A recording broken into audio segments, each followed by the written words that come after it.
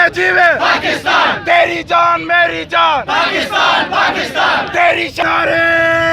तकबीर, जीवे जीवे पाकिस्तान, जीवे जीवे पाकिस्तान, जीवे जीवे पाकिस्तान, मेरे कब्र पे लिख दो पाकिस्तान, नारे तकबीर। तगपुर मार्केट नबा ریلی روزی تاسو تم پکې دعوت دی او د جمعې په ورځ د جمعې د مانځه نه پس به دلته یو چاپدي د ټولو مسلمانانو جلسه وي هغې کې هم ټولو ته دعوت ملګرو د الله پاک کرم دی چاپدي نه خدای پاک د عزت ورکړی دی اشنغر لا چې دې ته اشنغر ویلی شي دا په هر میدان کې خدای پاک مخکې کړی دا خبره خو په پاکستان باندې لومبی جنګ راغلی و په سن 48 کې چې پاکستان سره نه حسله وه نه پیسه وه نه فوج و نو د دې اشنغر د خاورې نه د حاجي صاحب تورنځی زوی باچا ګل صاحب راوچت شوی و حاجي محمد امین صاحب او د پړانګو نه زما پلار شهزادګیر هغه سره ملګري شوي او د ټولې پښتونخوا نه د قبایلو نه او د دې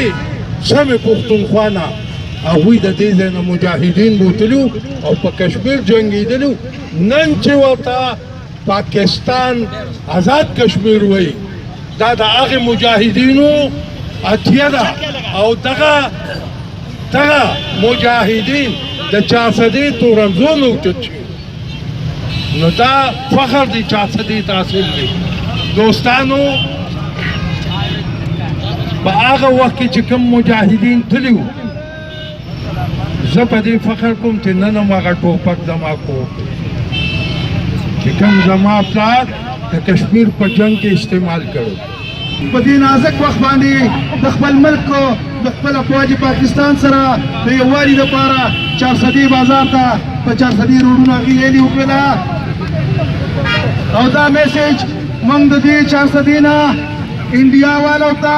د هغې صدر ته د هغې هغه بزدله مشرانو ته کنوې کوو چې د پاکستان هر یو بچی د پاکستان هر یو شهري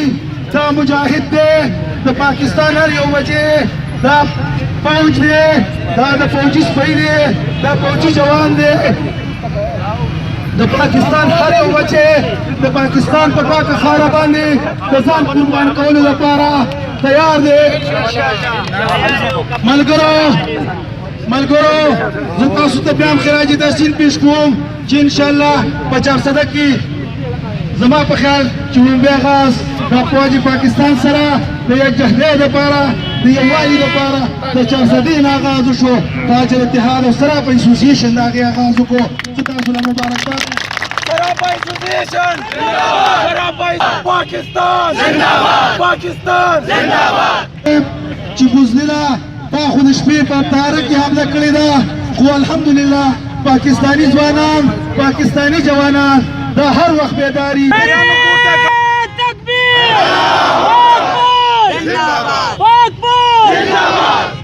کیا لا الہ الا اللہ تیرا میرا رشتہ کیا لا الہ الا اللہ تیری شان میری شان پاکستان پاکستان باندې ګوري لري نو ته چې کومه غلطي کړې ده د دې به انشاءالله تا ته ډېر زر سبق ملاویږي تا ته به ډېر زر پته لګي چې دغه خلک د ایماني جذبې نه څومره مضبوط دي یو ځل بیا